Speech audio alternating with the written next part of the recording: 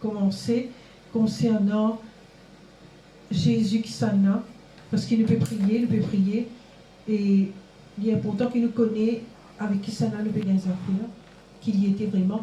Et nous avons commencé, c'est la troisième leçon. Première leçon, nous avons regardé le nom Jésus-Christ, ce que ça veut dire. Et nous trouvons que Jésus, ce nom veut dire qu'il y a à la fois un prêtre, à la fois un roi. Et nous trouvons aussi qu'il n'est pas un démon ordinaire. Nous trouvons que dans le livre d'Hébreu, qu'il est mentionné que Jésus plus grand qui va le prophète de l'Ancien Testament. Et aussi Jésus est plus grand qui va l'ange. Ok? Nous pourrons regarder un petit peu qui va nous affaires qui nous avons commencé, nous allons réciter à midi, qui va une caractéristique qui est née avec Jésus, qui fait nous comprendre qui peut gagner des affaires avec mon Dieu.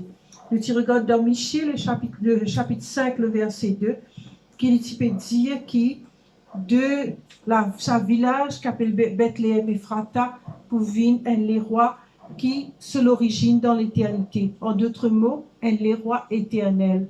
Et dans l'évangile de Matthieu, le chapitre 2, on a connecté sa prophétie Michée-là avec la naissance de Jésus-Christ. Alléluia. Dans Hébreu, le chapitre 7, le verset 3, dans Hébreu, le chapitre 7, le verset 3, le livre d'Hébreu, la personne qui a écrit le livre, les premiers chapitres, au fait, prouvent la supériorité de Jésus sur un prophète, sur les anges et même sur tout un grand prêtre qui finit dans l'Ancien Testament. Okay? Dans Hébreu, le chapitre 7, le verset 3, il peut montrer la supériorité de Jésus sur un grand prêtre qui finit là avant. Il dit à nous quelque chose concernant Jésus, sans père ni mère, sans généalogie, qui n'a ni commencement de jour, ni fin de vie, mais qui est rendu semblable au Fils de Dieu. Ce qui fait moi comprendre que dans l'Ancien Testament, dans le livre de Genèse, pour moi qui n'est pas habitué avec la Bible, c'est le premier livre de la Bible, les temps anciens, et c'est un grand prêtre qui s'y paraît sorti de nulle part, qui s'appelle Melchisedec. Il arrivait, il fait un travail, après il redisparaît en cours. Pas de rémentionné du tout. Et ici, dans Hébreu, il peut connecter les tirs qui s'appelle Melchisedec-là, il semblable au Fils de Dieu. Nous trouvons dans l'Ancien Testament, il y a beaucoup de places que Jésus n'apparaît. Et les temps le viennent dans les épîtres, là, il explique nous, en fait, ça qui est là, c'était Jésus-Christ. Ok? Et dans Jean 8, le verset 57-58, Jésus fait cause à Abraham. Et il peut dire, ben là, Abraham, il trouve nos jours et avant, et là, ben là, il te paye dans 50 ans. Comment tu peux dire qu'il te trouve Abraham? Et là, il peut dire, en vérité, mon petit Azot, avant qu'Abraham existait, nous était. Et quand il peut dire je suis, il peut faire référence directement à ça qui te cause avec Moïse sur le mont Sinaï, qui te dit les 10 commandements. Jésus dit je suis. Jean chapitre 1er, verset 1er à 5, il fait nous connaître que Jésus est avec le Père depuis le commencement. Et bien entendu, quand Jésus dit je suis, ben là, il offensé, ben là, il est en colère, et ben là, il prend roche pour tuer. Et là, il a besoin de lever, aller. Ok? Aujourd'hui, nous avons envie de faire quelque chose qui m'associe avec Jésus. C'est que Jésus est l'auteur et il est celui qui donne la vie. Dans l'évangile de Matthieu, il dit un verset que beaucoup de monde connaît. Il dit je suis le chemin, je suis la vérité, je suis la vie. Il dit pas nul ne vient au Père que par moi. C'est une déclaration bien forte, bien radicale. Mais il dit je suis le chemin. Il ne dit pas dire je connais le chemin. Il dit je suis le chemin. Je suis la vérité. Je suis la vie. Et ça ramène nous à ce que l'apôtre Jean dit dans Jean, le chapitre 1er, le verset 4, il dit en lui, dans la parole, en elle était la vie, et la vie était la lumière des hommes. Dans la parole de Dieu, tu es dans la vie. Et la dernière fois, tu as regardé la parole de Dieu, tu habilles avec les Corinthiens et tu manges parmi les gens. Ok? Il dit à nous, en lui était la vie. Dans Jean, le chapitre 3, le verset 16, l'autre verset que beaucoup de monde connaît, car Dieu a tant aimé le monde qu'il a donné son Fils unique, afin que quiconque croit en lui ne périsse point, mais qu'il ait la vie éternelle. Il est la vie éternelle. Ok? Jean chapitre 5, le verset 26. Comment est-ce qu'il donne nous la vie éternelle? Jean chapitre 5, le verset 26, il dit parce qu'il y a la vie en lui-même. Il y a la vie, lui-même la vie. Et le fait qu'il lui-même la vie, il est capable de donner la vie. Dans 1 Jean, il dit à nous, celui qui a le Fils a la vie. Celui qui a le Fils a la vie. Celui qui n'a pas le Fils de Dieu n'a pas la vie. Ok? Dans Jean, le chapitre 10, le verset 10, Jésus dit à moi-même, le bon berger, me donne la vie pour mon brebis. Une place, il dit ça. Et en plus, il dit, je suis venu afin que les brebis aient la vie et qu'elles soient dans l'abondance. Okay? Jean, le chapitre 10, le verset 28. Jean 17, le verset 2. Jésus dit, me donne la vie éternelle. Me donne la vie éternelle. Et quand il est là pour ressusciter Lazare, il peut causer avec Lazare, ce sert dans Jean 11, verset 25. Il dit, je suis la résurrection et la vie. Je suis la résurrection et la vie. Ok? Et 2 Timothée, chapitre 1er, le verset 1er, il dit à nous, la vie est en Jésus-Christ. Okay? Alors, ce qu'il peut faire, on peut montrer aux autres, c'est que la parole de Dieu dit en Jésus.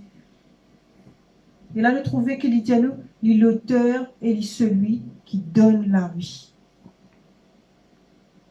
Une bonne caractéristique qui nous associe avec bon Dieu, c'est que bon Dieu est tout-puissant.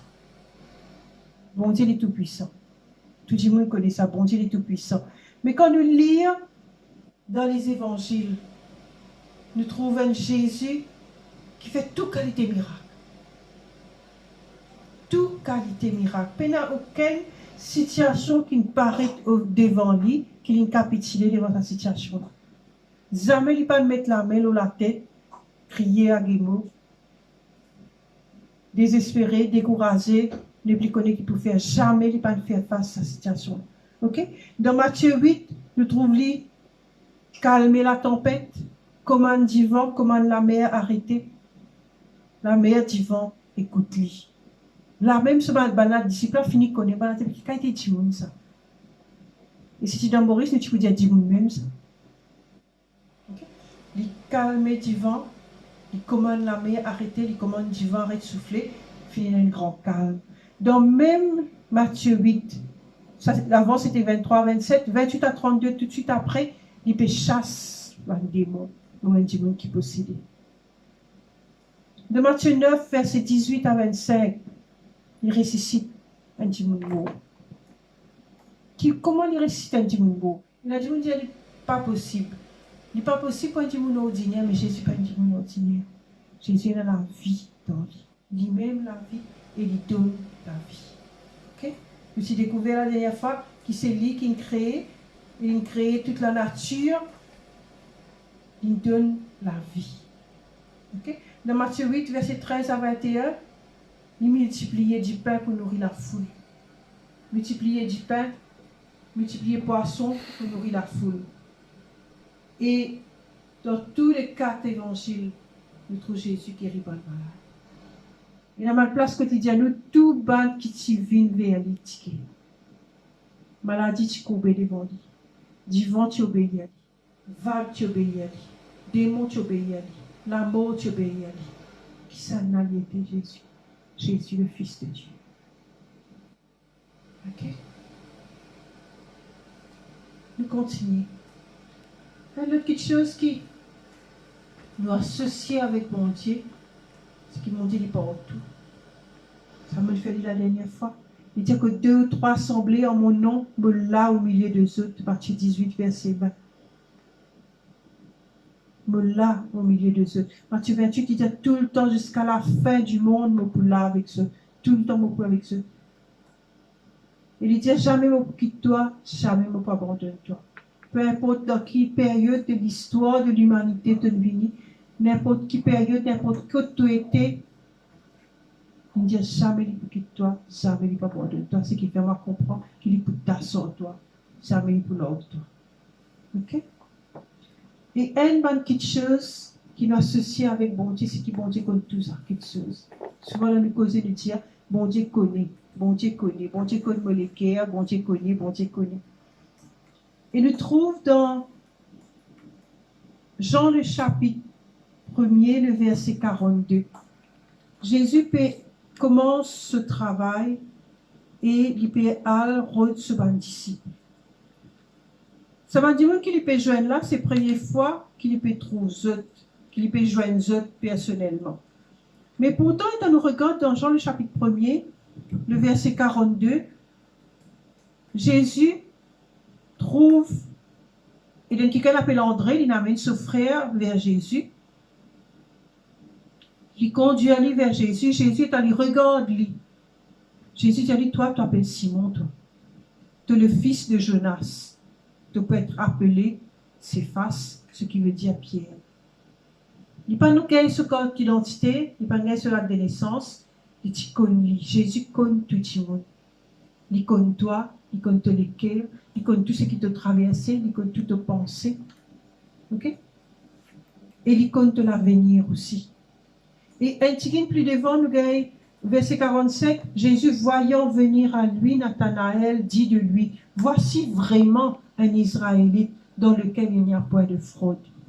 Il connaît Nathanaël. Il connaît ce caractère, il connaît qui a été dit, il connaît qui pensait là-dessus le cœur. Là, Nathanaël dit, comment tu connais moi? Nathanaël demande, Jésus répondit, avant que Philippe appelle toi, quand tu es encore sous pied figue, me trouve-toi. Là, Nathanaël répond et dit, Rabbi, qui veut dire maître, tu es le Fils de Dieu, tu es le roi d'Israël. Et là, Jésus répondit, pense qui me dit à toi, qui me trouve toi sous pied figue de croire. Tu peux trouver un plus grand quelque chose encore. Et il dit, allez, vraiment, à partir de cela, tu peux trouver le ciel ouvert. Tu peux trouver un ange de Dieu monter et descendre sur le Fils de l'homme. Jésus connaît tout quelque chose. Il y a beaucoup à faire. Dans Jean 4, il rencontrait une femme samaritaine. Il connaît un détail personnel. La vie personnelle, ça, madame-là. Et il dit à madame-là. Jean chapitre 13, c'est quand notre livre, verset 21, 25, 26 et 27. Jean chapitre 13, verset 21, 25, 26 et 27. Et tu connais en avance qui ça n'a, qui peut trahir. Okay? Dans Jean chapitre 2, le verset 24, la Bible dit à nous, Jésus, tu connais qui tient dans le cœur. Nous ne sommes pas capables de faire hypocrite avec lui. Et jusqu'à présent, ils ont comparé, ils ne sont pas capables de faire hypocrite avec lui. Ils trouvent dans le fond le cœur, ils connaissent le fond de la pensée. Et ça, tout de suite, ramène-nous à une psaume qui s'appelle Psaume 139. Psaume 139, il détaille à quel point bon Dieu connaît tout nous dans la profondeur, tout ce qui concerne nous, bon Dieu connaît. Ok? Bon Dieu connaît tout. Et quand il y a pour payer taxe, il connaît que l'argent a été. Il dit à Pierre, allez à la pêche, premier poisson que tu as gagné, ouvert sur la gueule, tu peux gagner l'argent taxe là-dedans. Comment il connaît ça? Ok? Quand on a, ben là, la nuit, il la pêche, tu pas gagner. Il dit, avance en plein eau, j'ai de filet. Et tant là, je gagne poisson. Et l'autre fois, quand il finit de ressusciter, ben la même affaire, et la nuit, il la pêche. Là, ben, il demande ce qu'ils ont gagné, qui se ben, il dit, non, j'ai de filer l'autre côté bateau. J'ai de filer l'autre côté bateau. Comment il connaît que le poisson était? Il connaît que le poisson était dans la mer. Il connaît que l'argent taxe était. Il connaît comment pour multiplier du pain. Il connaît tout qui chose. Tout qui chose, il connaît. Ok? Il connaît qu'il est dans les cœurs intimes. Alléluia. Alléluia. Et il y a une petite chose qui nous besoin réaliser, c'est qu'il y a un juif, c'est un qui n'a pas d'eau, beaucoup d'affaires qui disent qu'on appelle bon Dieu. Je crois dans un seul bon Dieu. Je crois dans un seul bon Dieu. Les temps nous regardent dans Jean chapitre 1, le verset 49, nous fait regarder Nathanaël. Nathanaël dit à Jésus, tu es le Fils de Dieu. Comme Marthe, Jean 11, 27. Jean 11, 27. Étant morte, cause avec Jésus. Jean 11, 27. Il dit, oui Seigneur, me croire que tu es le Christ, le Fils de Dieu, qui t'est bien venu dans le monde. Nous allons te faire le Messie. Nous dit ça. Morte. Ça c'est pas quelqu'un qui, pas ado, plusieurs. Bon Dieu, je crois dans une seule.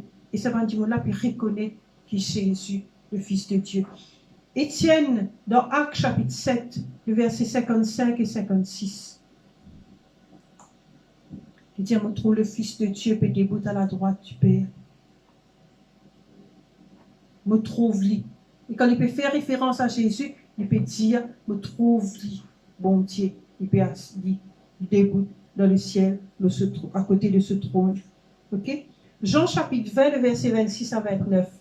Jean, différemment, pense beaucoup comme un mauricien. Bien voir pour croire. Si je ne peux pas mettre la main de ce côté, si je ne peux pas mettre les doigts de ça, non, je ne peux pas croire. Je peux causer, je peux embêter, je peux raconter des histoires. Il ne pas les croire, il ne pas les croire, il ne pas les croire. Jésus apparaît avec lui. Et l'étant Jésus apparaît avec lui, quand il dit cette parole-là, Jésus partit là. Et quand Jésus apparaît avec lui, Jésus dit à lui, arrivez tout le monde, prends-toi les doigts, mettez-moi la main, prends-toi la main, mettez-moi côté. N'a pas incrédule, mais croire. La réaction de Thomas, dit à Jésus, toi-même le Fils de Dieu, toi-même le Christ, toi-même le Fils de Dieu. Ok? Ça va dire, là, il reconnaît. Ok? Mon Seigneur et mon Dieu. Mon Seigneur et mon Dieu, Thomas dit. Il comprend que c'est là Jésus était. Et même, nous prend Saul, qui a pris une vie de l'apôtre Paul. L'Ilitienne, terroriste, il dit haïr les chrétiens. Il dit, tu peux faire tout pour qu'il y ait des chrétiens, faire arrêter eux, emprisonner eux. Les temps, il gagne une rencontre avec Jésus. Il dit, Seigneur, qui m'a besoin de faire? Qui m'a besoin de faire? Seigneur, qui m'a besoin de faire? Il finit de reconnaître qui ça m'a arrivé les amis. Avant de dire, qui es-tu, Seigneur? Et là, Seigneur répondit, il dit, je suis Jésus que tu persécutes. Il finit de connaître. Apôtre Paul, il finit de connaître. Ok? Et dans Actes chapitre 20, le verset 28. Actes chapitre 20, le verset 28.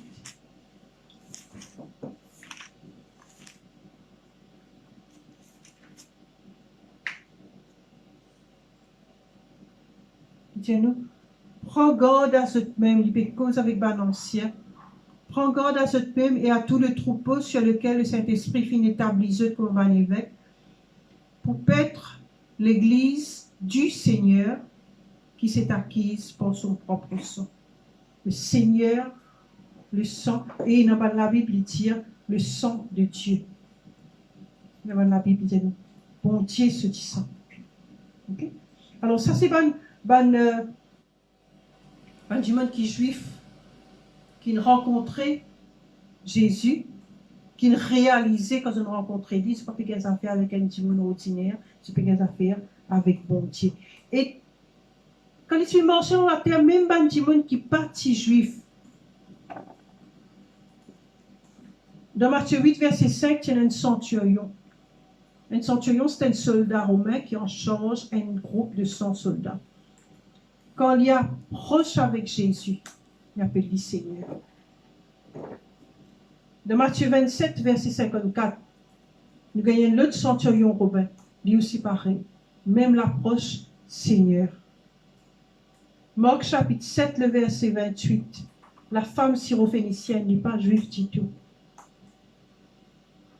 Jésus, Seigneur. Ok? Alors, on va faire un petit résumé. Nous le regardons, qui va une petite chose qui est associée avec Jésus, qui prouvait que Jésus est Seigneur. Jésus dit à lui-même, moi-même le chemin, moi-même la vérité, moi-même la vie. Personne n'est pas capable d'arriver vers le Père sans passeport, moi. Dans l'île dans la vie.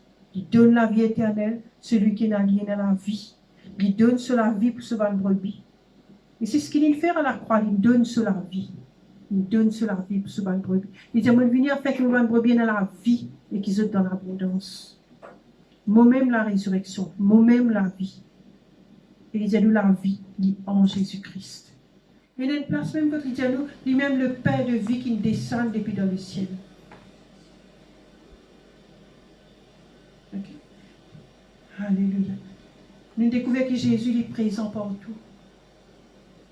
Présent partout. Pas juste partout, mais dans toute l'histoire de l'humanité. Il dit ça, mais il pour qu'il nous amène pas voir de lui, pas avec nous tout le temps. Okay? Jésus connaît toutes choses. Jésus tout puissant.